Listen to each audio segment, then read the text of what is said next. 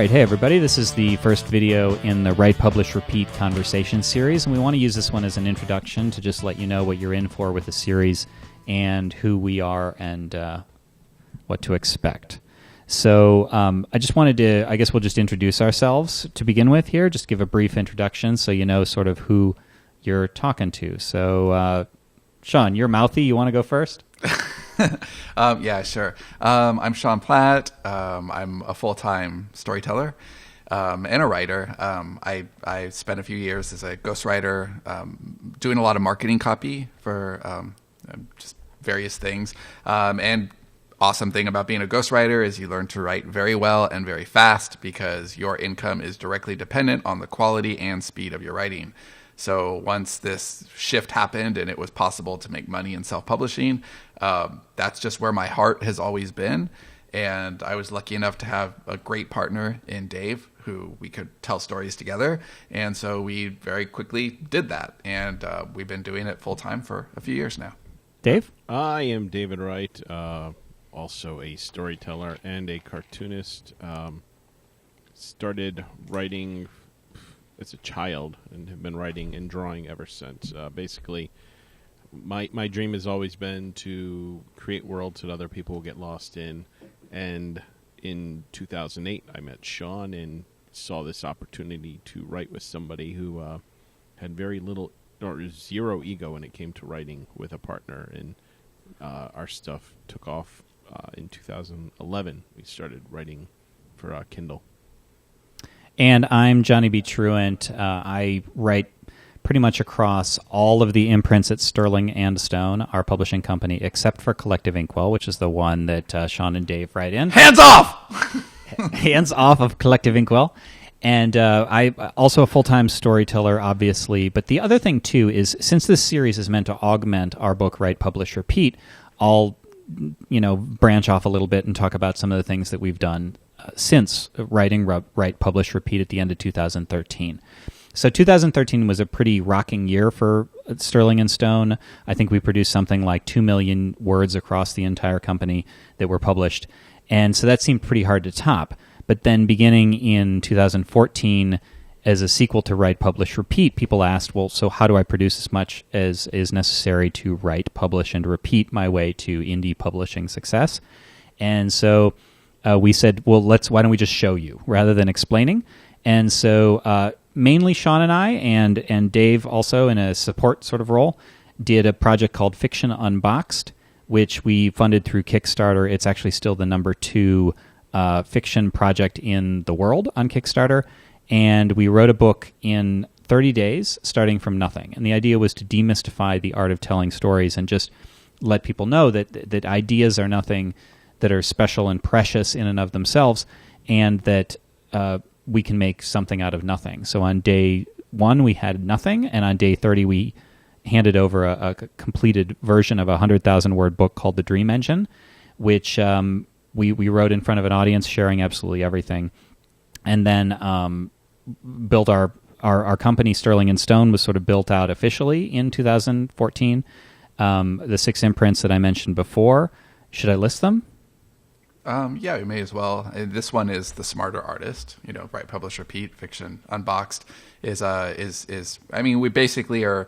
It's authorpreneur focused, but really we think that any artist who wants to commoditize their art and make a living off their creativity, there are things there that you could draw from. My sister is a full-time artist, and I think that she would benefit very much from the lessons, and she makes greeting cards, but they're principles. It's about getting eyeballs on your creative work. We have LOL, which is stupid and just stories designed to make you laugh. They're like sitcoms for your Kindle. Collective Inkwell is with Dave. That's sci-fi and horror, real page-turning Stephen King style stuff. Like Stephen King and J.J. Abrams had babies. Realm and Sands is Johnny and I together, and that's just kind of high-concept stuff that really makes you think. We work with erotica author Lexi Maxwell, and actually she's not even considering herself erotica these days. She calls herself a naughty storyteller. And then because we like polarity, we've got also a kids line called Guy Incognito, where we all kind of contribute to that. And we do manage to keep those totally separately. So we are your instructors, and we will be taking you through information meant to augment and update what we did in Write, Publish, Repeat, sort of what we learned since, what we would add to it. And that's why this is meant as a conversational series, because we're just going to expound conversationally on the things that we've learned, that we've added to what we did there. So I'd also add that we are fiction authors. That's primarily where our heart is. All of us love telling stories. That's really what we want to do best. But we also do have the Smarter Artist is nonfiction stuff. We collectively had a lot of experience writing nonfiction, especially Johnny and I. And I think that fiction authors will get a tremendous amount, but there's still an awful lot here for nonfiction authors to glean as well. So what an excellent segue, talking about the difference between fiction and nonfiction, and how we're going to talk about each modality. Now, one of the things that keeps coming up in terms of fiction versus nonfiction, and I think a lot of people know this, but just it deserves a specific mention, is that when you're a fiction author, you're building fan allegiance. You're sort of like, people have their favorite fiction authors, and they're they will read everything that author wrote, kind of irrespective of genre in a lot of cases, maybe not. But with nonfiction authors, it's more keyword driven. It's like you're trying to help people solve a specific problem. And so your marketing approach needs to be a little different, and your marketing funnels need to be a little bit different. But one of the things that was really, really unique about Write, Publish, Repeat, since it was fiction-focused and continues to be fiction-focused, primarily, not, like Sean said, not exclusively, is that this is a system that we haven't seen in maybe this depth for businessizing fiction, say, making fiction work as a business. I would add that the stuff that we talk about in Write, Publish, Repeat isn't exactly for everyone, because you do have to be able to I mean, as the title says, write, publish, repeat. The whole idea, the whole model there is that you're not thinking of publishing as, okay, I finished my book and now I'm just going to wait for success to rain on me. That's just not realistic.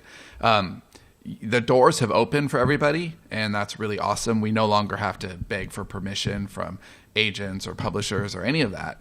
But there's also more competition than there's ever been, which means you have to write quality material, you have to engage with your fans, and you really do have to do it over and over. And you have to do a lot of the marketing yourself. You have to, touch base with your audience yourself. And if you're one of those authors who doesn't want to write more than, one book or two books, you don't want to worry about things like editing and covers and, engaging with your fans, then this isn't the right place. But if all of those things sound like part of your career and they actually sound like part of the magic to you, then yeah, this is all pretty special stuff. And one of the other things that we're going to talk about a lot that's going to be kind of a recurring theme is the idea of using the means that are at your disposal. That's sort of maybe the simpler, more accessible way to say this. But if you want a more buzzworthy term, we would call this growth hacking. The idea of baking marketing into everything that you do, even when you're not when you're in artist mode, but even in artistic endeavors. So just as a really simple example that we will go back into, we'll go into later, is that we are sort of cross disciplines. We have fiction and nonfiction because one of our imprints is nonfiction. But when we wrote Write, Publish, Repeat, we were sort of blatant about, look, this book is an example of what we're teaching here.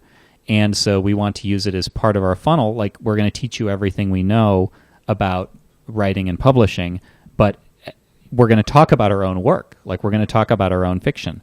And so what we're kind of hoping, and we said this, what we're kind of hoping is that some of you will want to give, Unicorn Western a try. You'll be intrigued by the idea of Yesterday's Gone. You'll come on over and try some of these things because we've made it easy, and the first part of each fiction series is free.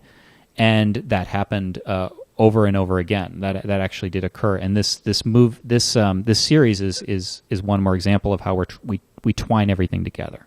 Yeah, that's worked remarkably well, and it's something we want to do over and over. But it's also really it's a great illustration of the fact that that's what you want to do. Also, any author there wants to talk about their work. They want to be able to use their work as examples to both bond with new readers and find new readers. And it's just growth hacking sounds like so. It just sounds like a buzzword, but really all it means is getting more people not only to become familiar with your work, but getting them to talk about it, making your work worthy of conversation so that it's just easier for new readers to find you. I feel like I want to hear from Dave. I'm sort of getting the rhythm of this conversation because we converse a lot, the three of us, and I think that having good chemistry within working partnerships is important. And normally our chemistry is so good that we don't actually get a lot done because we just ramble. And so we're being good. We're reining in here. But I feel like I need to call on Dave or something. Anything to add to the introduction, Dave? No, you guys are doing fine. I don't want to add to the minute that this is going to go on because I know we're being sensitive of time. Otherwise, it'll be like a 9-hour video. Yeah, the translation there is we don't want to waste your time.